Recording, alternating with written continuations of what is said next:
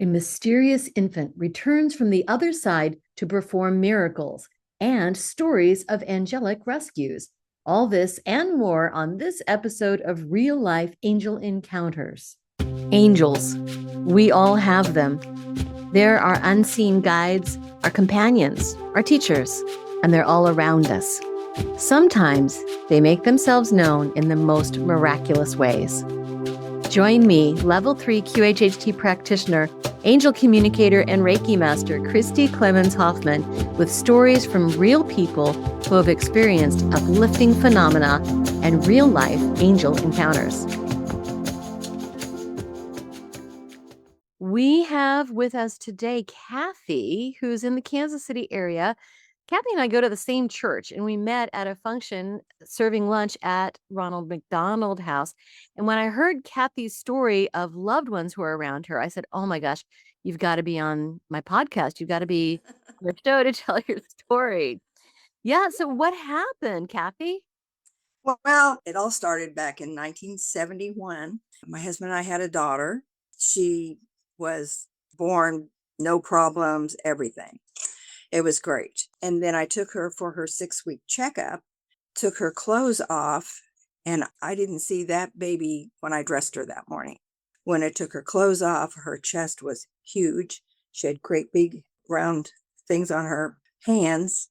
And the doctor said, was checking her. He says, "I don't want to alarm you, but we need to go to KU immediately." Wow. And I'm like, and I'm just going, he goes, "There's something wrong with the heart, and we need to figure out what that is." And I said, "Okay." I mean, not okay, but I was panicked.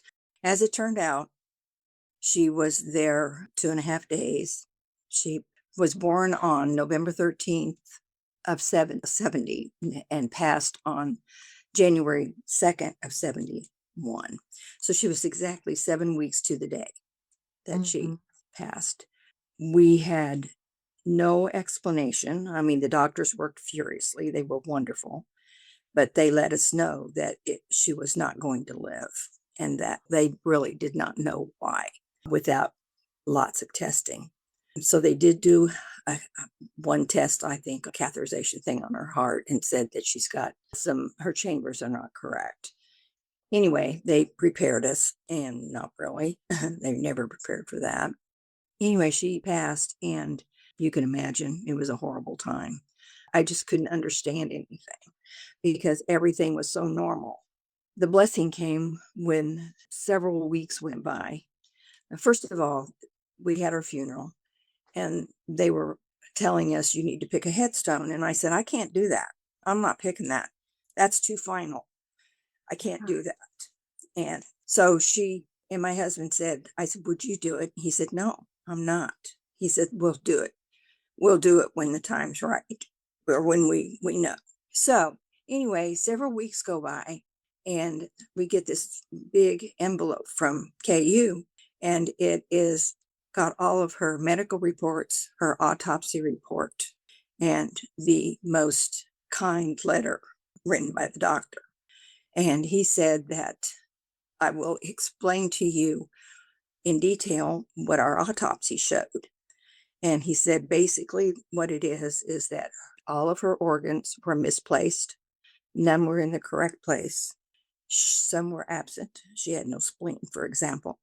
She had holes in her heart. There is no way on earth physically that but blood can pump in and out of there. He said, "So what I'm going to tell you is that you have experienced a miracle, because there's no way this child should have been a miscarriage, first of all, and second of all, she should have never come to term and never been born, gone through the birth, and been a-okayed at the hospital everywhere else as fine, because she's not." So that was actually, it was a relief to know that, because I just couldn't put a handle on why would this happen. How can you do all that and go through all that and not have an inkling of anything? So that was really a blessing. But it did tell me, I said, "Well, that tells me what's going on her headstone. And it's going to say our angel, because that's what she is. It's what she has to be. She was given to us from God, but why? Don't know. There's no reason that she should have lived. Oh, no, no. He said she should have been a miscarriage. He said there's no way that I mean, like I said, I dressed her that morning, cuted her all up and everything to take her to the doctor, and undressed her. And I'm looking at that going, what? What? And then he's talking to me at the same time. So it was really weird. But I had a son, Brad, 3 years old. I had to be there for him, and it was I really wasn't. And anyway, it's gotten better and better. And then 5 years later, my dad was diagnosed with hairy cell leukemia, which at that time was uncurable. He was 49 years old, never sick in his life. And anyway, he had a spinal tap and had gotten back home. And I lived in Texas. He was in Oklahoma. So I went to stay with him to take care of him. And one afternoon, he called me in and he said, "Honey, I have to tell you something." I said, "What's that?" He said, "Well, my spinal tap." And I said, "Yeah." He said, "Well, they told me that it was probably one of the most painful things any person can experience." And I said, "Yeah, I remember that." And he says, "But honey, I had no pain, none." And I said, "What?" He goes, "None, absolutely none. Andrea was beside me the whole time. She took the pain for me." So I went, that actually gave me verification to my thoughts that she's an angel, that she was sent here for purposes. And so at least I knew that was one of them. Yeah. And that was actually very comforting. And I was very, very grateful he told me that. So anyway, in 1985, I think it was, Brad, my son, was about 17, and he was in a horrific car accident head on. He shouldn't have lived. The other other car did not. I got to the hospital and the doctor came in and he said he has some injuries, but it is nothing. He's got a jammed up knee from hitting the dashboard. And several of the little things. And he says, "You are a very lucky young man." And he says, "And you are a very lucky mom that you still have a son." So he left the room and my son said, "Mom, as soon as I knew we were going to crash," he said, "complete peace. Andrea took my hand and was there the whole time." I said, "Is that what he says, "No, I know that's what it is." And of course, he was 3, so he remembers about her a little bit. But anyway, so that was my second big verification. Now I'm just so thankful and so grateful. And I'm like, but I still have the question of why us, God? Why did you give her to us? But I've had 2 verifications as to why that happened. It's amazing. It's beautiful. And for least so thankful that I know.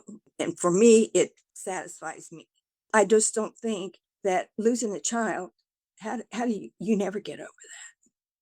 But at least I have some purpose that was. We've had other little things in the family too.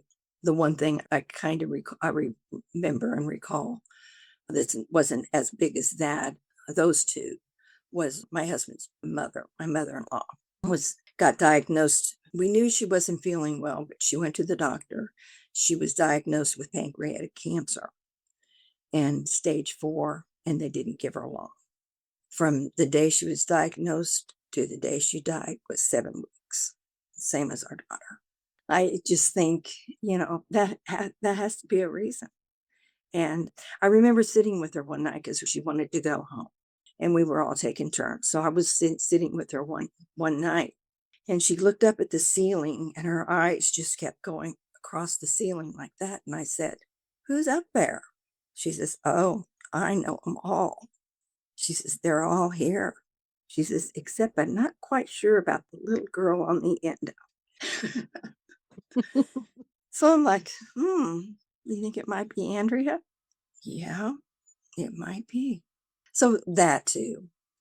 But then little things like it, not angel-like, but I know when my father's around, he comes when I need him. And I know that because he was a smoker, and I will all of a sudden just be totally engulfed in smoke, and I'll just start talking to him because I know he's there. Hi, Dad. Yeah, I don't know how many times that's happened. And there was one time I left work and jumped in the car and went to grab a sandwich for lunch. Got the sandwich, came back to the car, and as soon as I opened the door, the whole entire car was smoke. Oh my goodness. Like, And it stayed with me until I pulled back into the driveway at work. So I said, "You're trying to tell me to be really careful? Okay, I'll be really careful." I mean, I did, I bet. So that was a weird one. was So when you said smoke, was this visible smoke, like nope, smell? nope, it just, nope. Oh, It just completely surrounded you, the smell and it would just engulfed you, but it wasn't there. visitation, all right. Yeah, So let me yeah. ask you this, when Andrea showed up those 2 Mhm. times, Uh-huh. so well, and for your mother-in-law, she showed up as a little girl. Ben, and for your father, how did she appear? Did she I don't know. I didn't have the forward to ask him that. I was processing what he was telling me, and I was just like, "Oh my gosh." In fact, I think I went and hugged him and left the room because I just couldn't, like, "What?" So wow. I went back and I said, "You didn't upset me. Thank you very much. I mean, this is wonderful." But I didn't ask. I don't know. He just said she's here. She was here with me. And then my son said the same thing. He says, "Now she held my hand. She held my hand and I became peaceful." And whatever it was it was. Now, they say that, well, and I know this to be true too from my mediumship work, when we pass, that we can show up, we can appear to people however we felt our best. And so for many people, especially if they were older when they passed, they'll show up as a like a 30-year-old, Mhm. 40-year-old. That's when they Mhm. felt the best. Daughter who was 7 weeks old, Right. he may Right. be showing up, who knows? That's why I was curious about that. Yeah, it's something I didn't ask. I mean, I might ask my son that now, Mhm. but I don't know if I don't know. They didn't say that. They just said, "I knew it was her and she was there."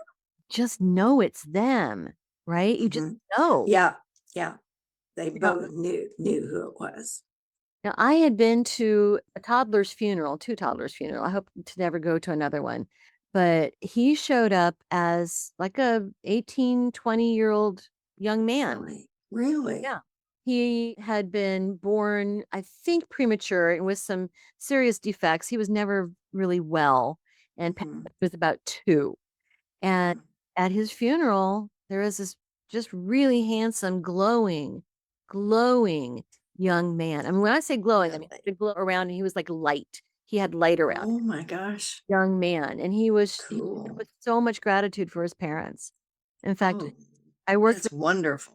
it was wonderful. He was amazing. His parents would come in for Reiki just to help them manage their grief. Mhm. This guy would show up at their Reiki sessions and just say, "Hey, you gave me the experience that I needed and I wanted. I couldn't ask for better parents." It was just a wonderful experience, and he was just so happy to have been sick because he learned so Really? much. Wow, what an adventure. It's interesting. Very So, interesting. yes, I was Yeah. wondering how she might have Oh, no. The short time that she was here and the family that came to see her and meet her, Mhm. every single one of them, the very first thing out of their mouth was, "Oh my gosh, she's beautiful." And I said, "Yes." It was amazing. She is telling me that she wanted to be proof that miracles happen. Oh, well, she's proof. She's proof. She's proof. Thank you. Miracles absolutely, you're welcome. Yeah, miracles absolutely happen, and she wanted to bring that to the family. So I feel like, doing this and telling people that about your story, sharing here on this podcast, I think is an important mission. Keep telling people about the story. We need to know Mhm. Mhm. miracles Yes. happen, and she says that was why she showed up as, the way she did. Everything seemed normal, but it was really horribly wrong inside her little body. Right. Right. Mm-hmm. right? Yep. Just as Right. proof that miracles happen. Miracles. Yes. Thank you. Yes, I hadn't thought of it that way. That's Mhm. great. We often do seek for meaning, don't we? We look at these Mm-hmm. things, we go, why? Mm-hmm. Yeah, until that autopsy showed up and the doctor explained that, I was just, why would this happen? Why Well, would this happen? and that she would be perfectly fine, perfectly normal all through the pregnancy and 7 weeks. And the day she's got her doctor appointment is when she presents with this Mm-hmm. anomaly. Mm-hmm. Very day, not a Yeah. week later, not a week before, and not until the moment that you undress her at the doctor's Mm-hmm. office. And they just saw a completely different body. And I was almost in shock. Oh, yes, of course you were. Well, and I can tell it still has left an emotional residue because when you talk about it, you get quite emotional. And I do. I do. yeah. Do you ever talk to her? I have written her letters. I guess I don't really talk to her. I may say something like, watch out for blah, blah, or something like that. But when I get that way, I just sit down and write a letter. She wants you to know she gets every one of your letters. And she says you I have a notebook here and I write letters. and she says you don't have to worry about her. She's good. Oh, I'm sure she is. I'm sure she is. She, That part I didn't worry about. That part I knew she was fine. yeah, she's good. Mhm. Well, I'm Mhm. very happy, and she's very happy to do this job. But she wants you to know too, you're not the only ones that she's proving the miracles to. There are people you don't even know Oh, good. helping Good. and showing up when they need it. Oh, that's wonderful. I knew she had a purpose. I knew she had a purpose. I just wasn't sure what it was, but I knew that she came to this earth for a reason and God sent her. And And to it's, prove that miracles are yeah, real. absolutely. Wow. Absolutely. Thank you so much for sharing that story with me Well, today. thank you for having me. Yeah. Wow. I need to find out how to get into the podcast, listen to other people. Anybody who's wanting to know more about angels, the Real Life Angel Encounters is available wherever you get podcasts. We are also on YouTube. So, Real life angels. Okay. Real Life Angel Encounters. Encounters. Okay. I So, think you told me that. I'm sorry. I did not look them up, but I certainly will now. yeah, I think you'll enjoy the various stories. We've got so many stories. Yeah. Family talks about a lot of this stuff a lot of times. So we're all big believers, and And that's why I do this podcast because we I need will to know. introduce them to the podcast for sure. So, anybody listening to this show right now, please tell your friends, tell your family about real life angel encounters wherever you get podcasts and on YouTube. And the more stories that we get, the more people will hear them and call in with their own stories. So, it's really a giant pyramid scheme to get as many stories as we can and let people know That's that fine. angels are real, that That's good. miracles do happen, right? And then the They book, definitely do. yes, and I have a book, Real Life Angel Encounters, that will be out this summer Oh, congratulations. Good. 2025. So the stories that are in this podcast will Mhm. one day, perhaps one of the upcoming books, because this will be a series. So thank you Oh, so much for yeah. sharing about this podcast and You're talking to welcome. people about this. Your mission really is to take this story and Okay. go with it I and believe that. miracles I happen. believe that. My son told me that. He says, you're doing this for a reason, Mom. I said, okay, I'll find out what that is. I'm so glad that you're doing this in the world. Thank you for sitting and talking with me, Kathy. Thank you. Not long after I recorded this episode with Kathy, she reached out to me on email, and this is what she said. Good morning, Christy. I wanted to thank you for my being on your podcast. It brought out so much, and I haven't been able to stop my brain or feelings. Such a sense of relief to finally know why.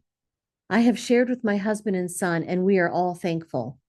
More came to light I had forgotten or pushed aside, especially about my son's accident. His girlfriend was with him, and the paramedics left him because They thought they couldn't help him, but they could help his girlfriend. He said he watched the whole thing from above as Andrea held his hand. A miracle. And something else. As I said, I've thought of nothing else.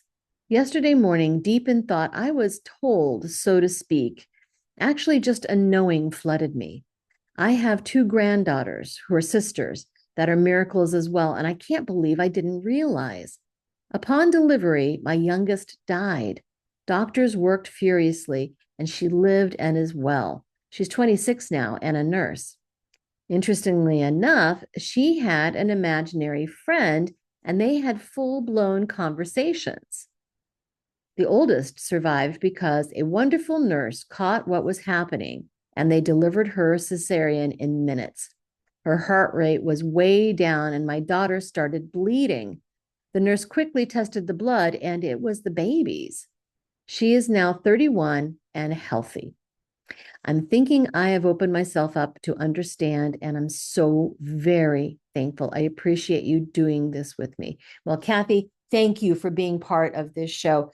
Stories like yours really make this podcast possible. So if you've got a story of your own, please send it our way. angelencounterspodcast@gmail.com. I read everything, and hopefully you'll be part of an upcoming episode. Next up, my friend Mary's guardian angel works overtime. All right. And now we are here with Mary, who's one of my dearest friends and has some beautiful, beautiful stories. So, Mary, you have one story that started in a car. What happened? Yeah. Hello, everybody. I was about 15 years old, not old enough to have my driver's license, and I was crazy, young, foolish, and impetuous. As we all are. And my boyfriend stupidly let me drive his car, and I was a speed demon, and it was wintertime. He let you drive his car and you were 15? We were all very foolish at this age. Oh, I was especially. I started driving really fast on the Stark Country Road. We were out in the middle of nowhere. So I think he believed we were safe because there was nothing to hit. Well, I hit something, and it was called black ice. Oh, yeah. Okay, so if you're not in the United States, maybe you don't have black ice. I don't know. It seems like a Midwestern thing where you can't see it. You do not see it. There were no street lights. So I'm going about maybe 70 miles an hour, 80 miles an hour. Whoa. And all of a sudden, I encounter pretty much a hairpin. If you know what a hairpin looks like a curve that I'm like, oh my gosh. Oh. Could not control the car, hit that black ice. The car was thrown so far with like the slide that I went down a hill and then up a hill and flipped over 3 times. Neither one of us had a seatbelt. Oh. The car went thump, thump, thump onto the top of the car and the side of the car. Yeah. I mean, it was, or however it went. I really kind of blanked out, started to freak out. And I looking back on it, I cannot remember exactly how I got out of the car. I do know that pretty much the second that it began to happen, I was surrounded by a sense of peace. Mm. And I felt these arms, for lack of a better word, something came around me and encapsulated me. And I swear I didn't move. The car moved. I didn't move. Oh my God. And I felt this surrounding of like light and peace. And I knew I was going to be okay. I knew I would survive this. I stopped freaking out the second I felt that warmth and the arms. I'm putting this in parentheses because they were not literal arms, but there's No. just this sense of encapsulation of presence, or maybe even more than one presence that was guarding me from Right. injury. And I walked away from that. When I looked at pictures later of that car, that vehicle, it literally looked like an accordion. Like it was so Oh. caved in.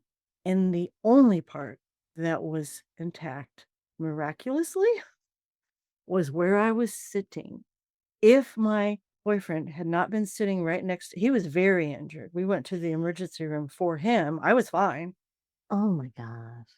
And he had a dislocated shoulder, a broken arm, his jaw was cracked. If he had not been sitting so close to me, it would have been curtains for him. Oh my God. I seem to remember, I correct had me to if I'm climb out the wrong. window, I think is how I got out. Oh my God. I seem to remember that even the police that came to look at the car later said, They said, "I don't know how you came out of this alive because it really shouldn't be possible."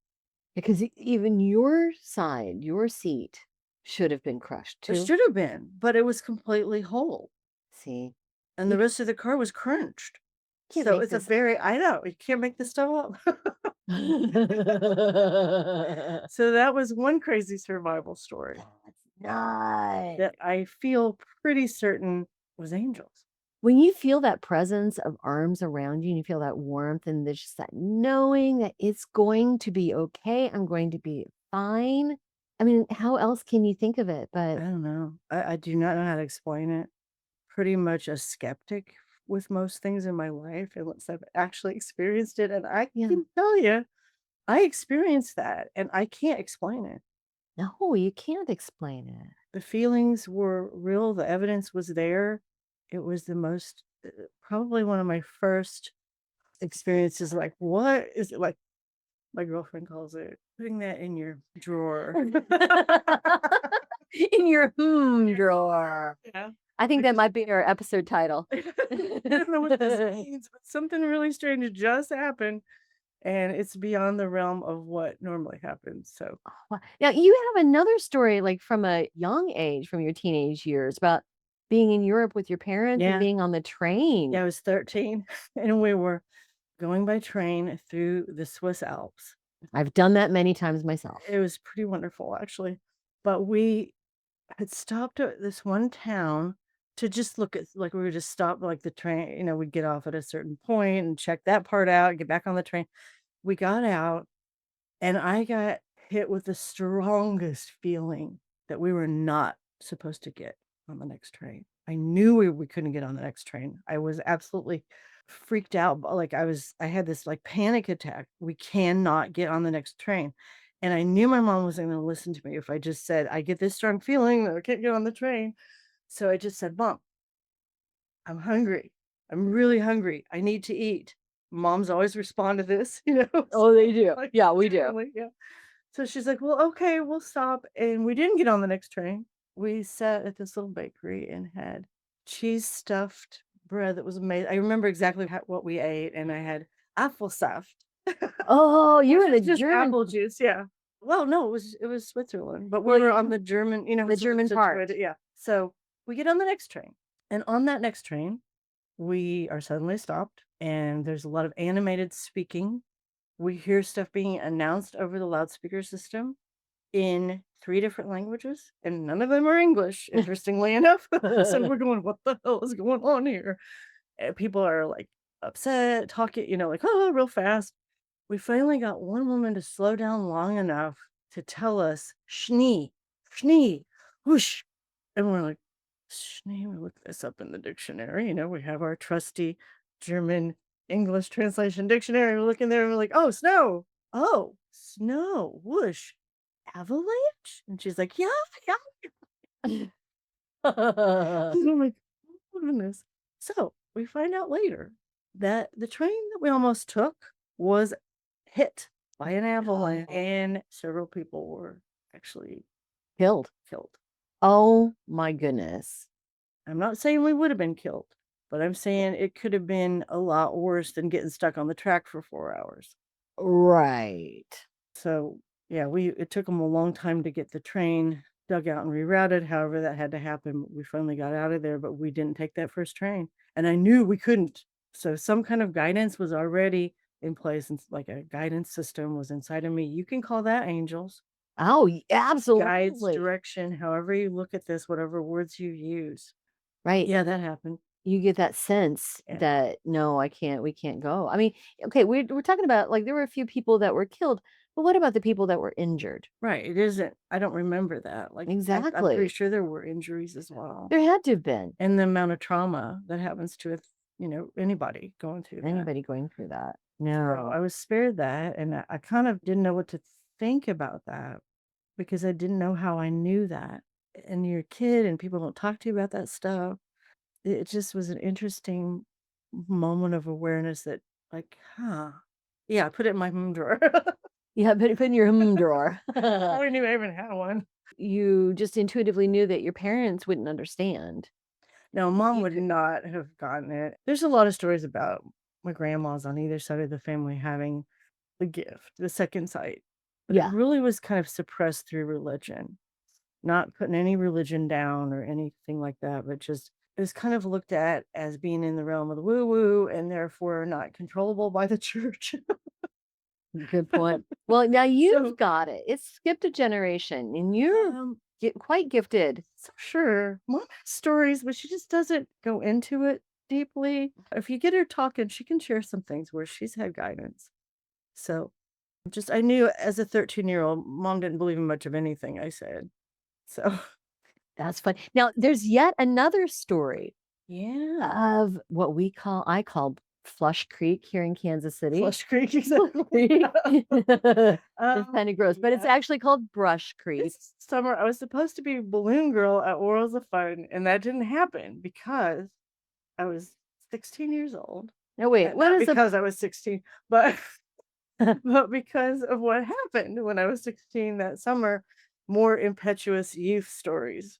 We all got a little drunk and possibly something else. It was the 70s. So we were all acting foolish.